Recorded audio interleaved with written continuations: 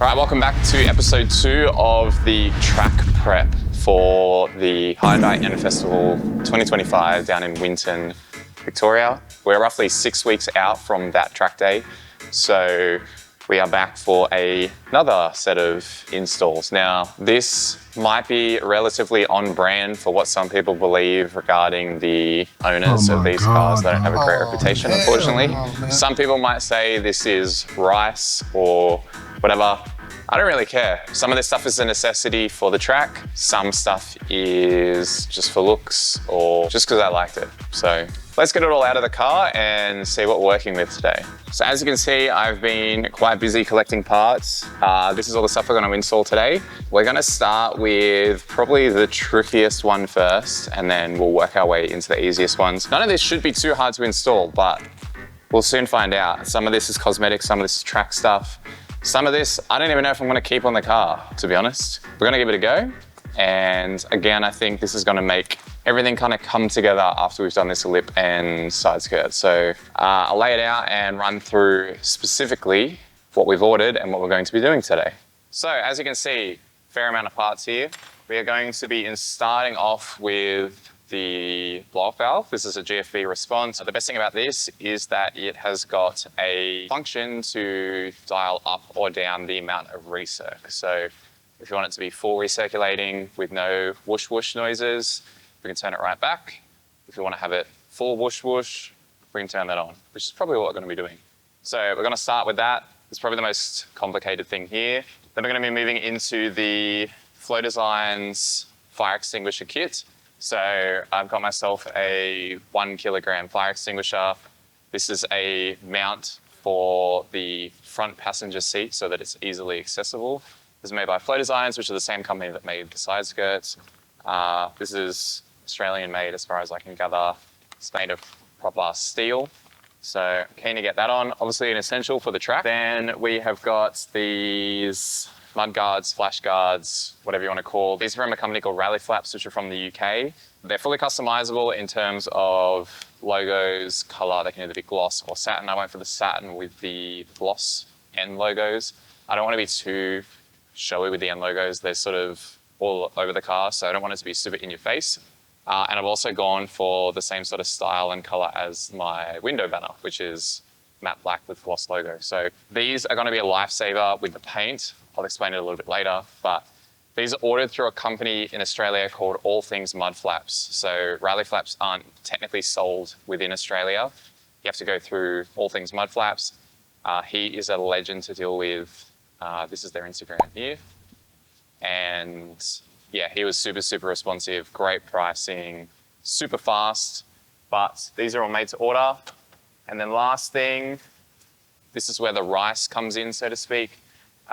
We have got a Sabelt Tow Strap for the front, and then this is the adapter for the stock tow hook. This is from N Garage, which is an Australian company specializing in parts for all of the N cars. I think they also do stuff like GR Yaris, all that sort of stuff, but that is the perfect size for the front tow hook mount.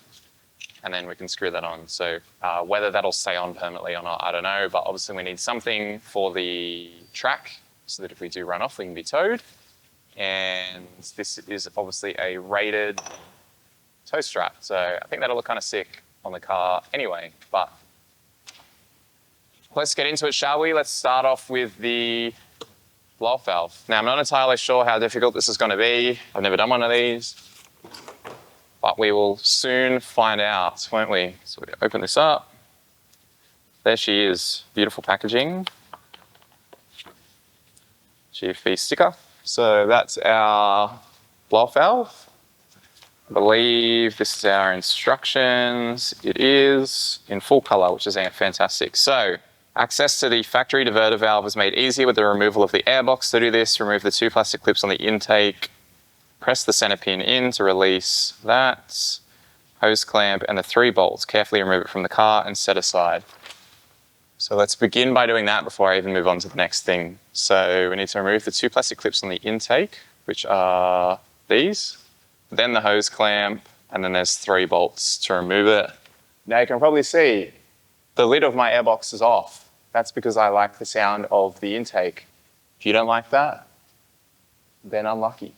Now, if you saw my last video, you would have seen me yapping on about these trim removal tools. If you've never removed clips without these clip removal tools, you are aware of how difficult they can be.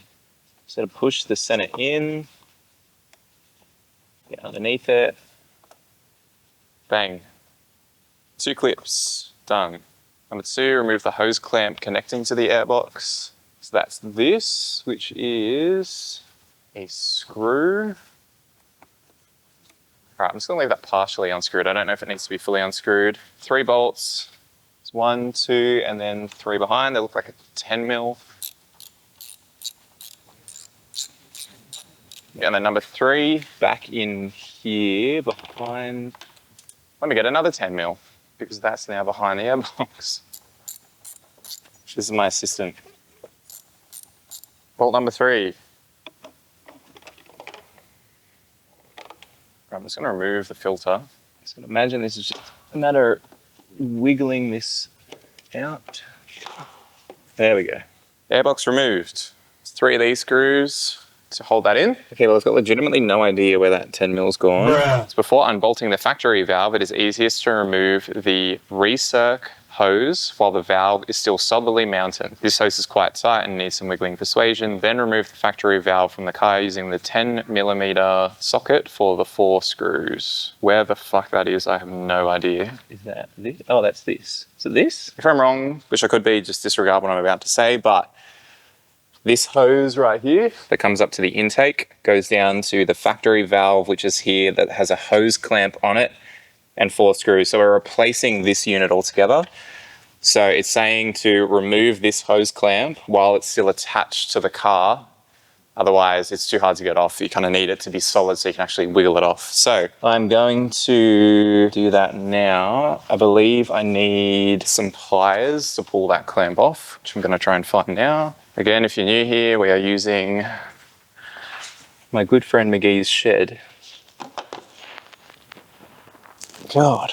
All right, after about, fuck, that felt like half an hour. This pipe is finally off. I started with trying to use this flathead to just kind of pry in underneath it, and it just wasn't really doing anything.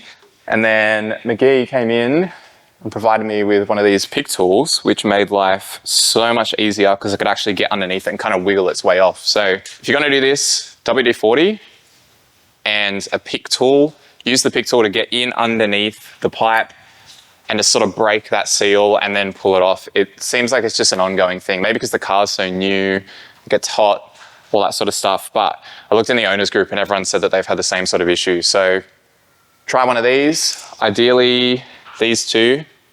This one was actually the one that held me the most because I could kind of hook in underneath it and pull it off. So now I'll show you. This pipe is now off, but the valve right in there is now completely open, so I can get the socket in there and take it off that way now. These are 10 mils. Now another thing is, technically by law in New South Wales, as far as I can gather, the only way that this is actually illegal is if it vents to atmosphere. So that you can technically have this be fully closed off and it's not illegal. But also, as you can see by the placement of this, it is right underneath the airbox. So it's not super visible to anyone that might have an issue with it. All right, last bolt. This looks like it's going to be a little bit tricky, but if I can just crack it, it's relatively easy now that that hose is off to just get in there with my hands and undo it that way. So I just need to get this socket on, which isn't going to happen, so I'm going to get a spanner. The fan shroud is in the way of this last bolt, so it's a little bit trickier, but the other 4 are pretty easy. All right, last screw is out. Now there's a little vacuum line attached to that, so I assume that has to come off. So that's the factory diverter valve, I believe. And then we're going to get in there and replace that with the new part, which is this, and then it also has new hardware. Now the reason that they've given us new bolts is because obviously this is now thicker so they're longer hex bolts. So now I just need to install this in the right position. This little shape here, I can now see. I just need to match that up. So these two holes are on the top, and then that little vacuum line that I had, this needs to just go back on the top here. If I spin this dial, it adjusts how much is vented back and how much is closed off. I'm going to leave it roughly 50% to start, and then I believe I can get in underneath and adjust that later if I need to. Alright, so there we are. That's all installed. Now I need to get hose and clamp back onto here, and we put airbox back in. Alright, hose back on, clamp back down, hose clamp on. Now I can undo this strap. That goes back there. Go put this back in. Right, airbox hose clamp on.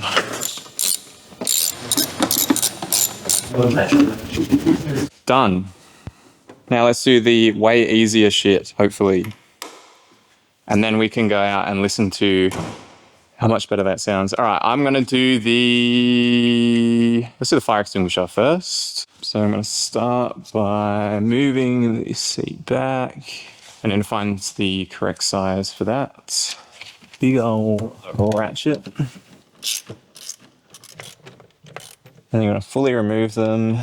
And now I need to slide these bracket mounts underneath the rail. So if I can put that up a little bit, that's underneath.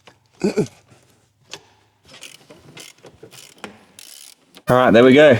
All done. So there she is. That was relatively easy. Now moving on to these mud flaps. I'm pretty sure these are pretty simple. I actually got a tool. This, specifically for this job, ratchet screwdrivers that are 90 degrees. I can actually do this without having to take the wheels off. So for the front ones, I've just got to turn the wheel and then remove the factory bolts, the factory screws for the guard liners, then put them on, screw them back in. So this is super simple, I already know. So I'm just going to turn the wheel quickly. So now that's all the way to the left. I've got to remove these two screws, put the mud flap on, and then there's a bracket that goes over the top, and then I screw it back on. Now these, you have the option of color. I went with satin, and then I just went with the gloss black and logo because it matches everything. And then as you can see, all the mounting hardware. Now aside from looks, the big reason that I went for these is the factory. From factory, they obviously don't come with this car. The factory tires even are quite sticky. Now my other biggest complaint with this car, I don't know if it's just because it's the Performance Blue or if it's just a Hyundai thing in general, which it very well could be because the cars are cheap cars, but the paint seems relatively thin. And when you've got such sticky tires like these or anything else that you put on in the future, being a performance car, it throws rocks all over the side of the car. So you end up with paint chips already scattered all along here. Now this will obviously stop that. And then a big thing being on track is obviously there's going to be gravel and a whole bunch of stuff on the track. So I don't want to risk throwing up anything else. Just help protect the paint a little bit. Plus it looks great. Now, once those are done, it says the lower screw requires a 3mm spacer behind the mud flap to bridge the slight gap. And just like that, we're on. So I'm just going to smash out these last 4 or the next 3, and then I'll show you what we're looking like. And just like that, they're done. As you can see, nice. Around this side. Nice. So on the back side, you still remove the factory 3, put a spacer behind each one of them, screw them in, and then there's a self-tapping screw that just screws into the guard liner. The fronts are just the bottom one. So there's only 2 screws, just the bottom one needs a spacer. This is how they look from the front. That should save my paint, stop these sticky tires throwing rocks and rubbish and stuff everywhere. And it also gives it like a bit fatter of a look, which I think looks sick. Now, onto the last thing I'm unsure about, but we're going to do it anyway. It's going to be on pretty much just for the track. And that is this. And this. Put the strap on. And we got this nice little like domed nut that goes on top.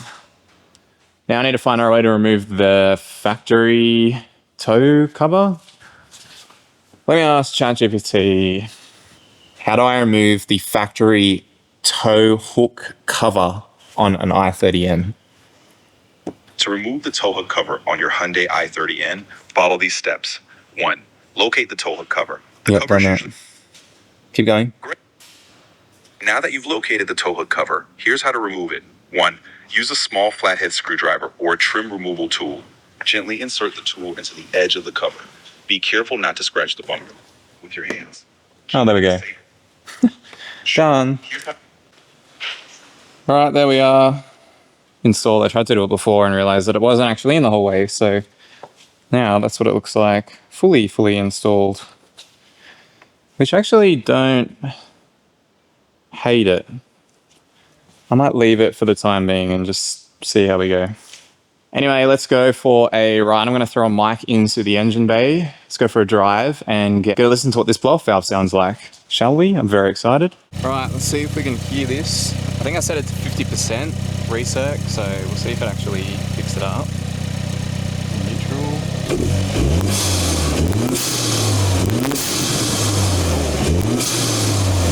How loud is it around there? Alright, I'm gonna go for a drive and see what it's like.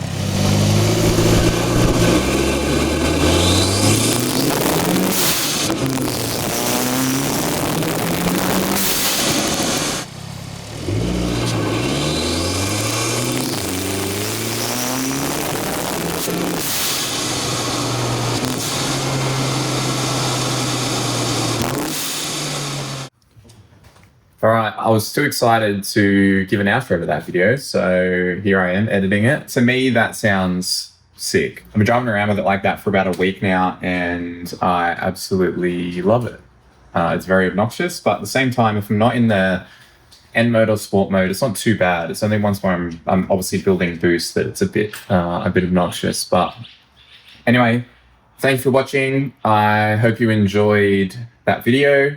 I'm really happy with the car at the moment. It's in a really good spot, in my opinion. Still got a few things to do. We're still about a month away from track day. Not going to tell you exactly what's next. Stay tuned for the next video. Thank you guys for watching. If you didn't see the last video where I did the lip and the side skirt extensions, make sure you go back and check that out too. See you soon.